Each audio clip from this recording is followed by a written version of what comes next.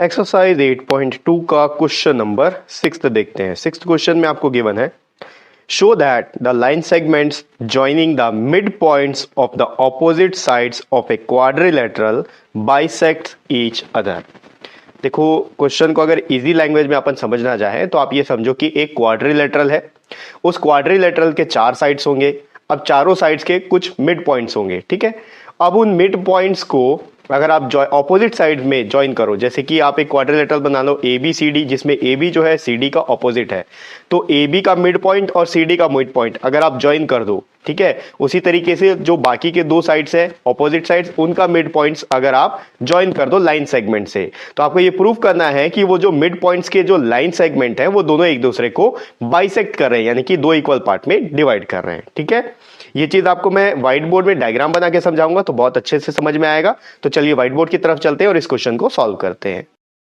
देखो, इस क्वेश्चन में आपको क्या बोला है, जो कुछ भी बोला वो अपन डायग्राम से समझते हैं, ठीक है। आपको एक क्वाड्रिलेटरल बनाना है। सबसे पहले डायग्राम गिवन नहीं है, डायग्राम आपको ड्रॉ करना है।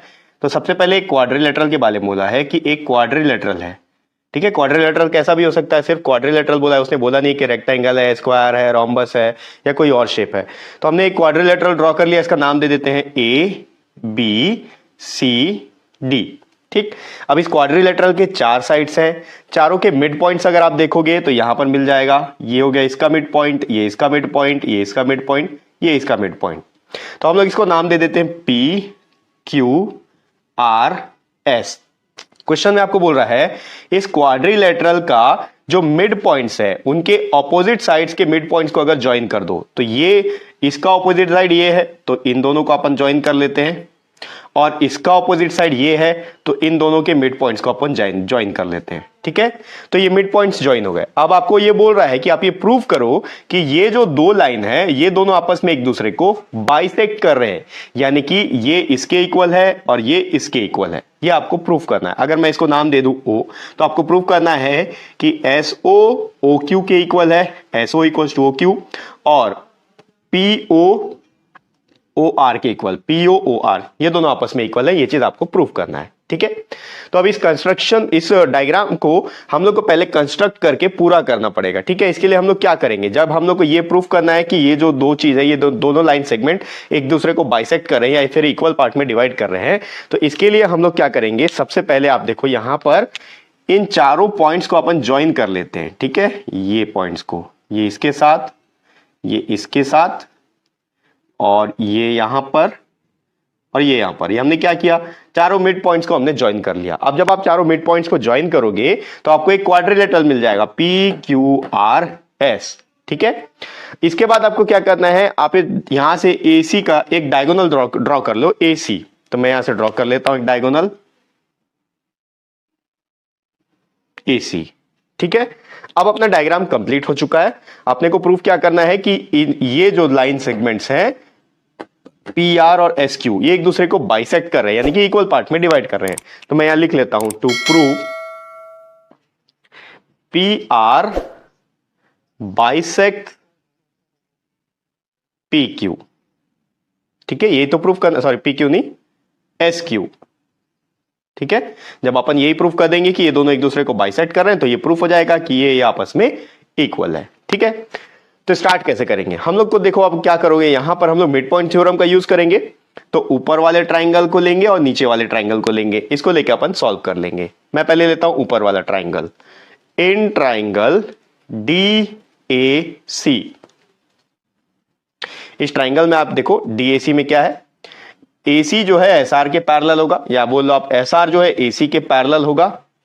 SR is parallel to AC, और SR हाफ ऑफ AC होगा। SR is equals to half of AC। क्यों होगा, बाई मिड पॉइंट थ्योरम, ठीक है। अब अगर SR और हाफ ऑफ AC है, ठीक है, तो ये ऊपर वाले ट्राइंगल का हो गया।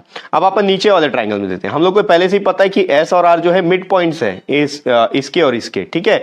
तो मिड पॉइंट थ्योरम से हम लोग इसको ये चीज लिख सकते हैं। अब नीचे वाले ट्राइंगल में देखते हैं BAC में, in triangle BAC PQ is parallel to AC and PQ is equals to half of AC again by midpoint theorem।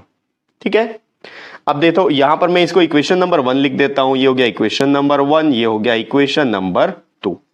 अब from equation first and second आप देखो AC जो है SR के भी पैरेलल है और AC PQ के भी पैरेलल है, तो मैं बोल सकता हूं SR और PQ दोनों पैरेलल है। उसी तरीके से SR जो है हाफ ऑफ AC है, PQ भी हाफ ऑफ AC है, तो SR और PQ आपस में इक्वल भी होगा।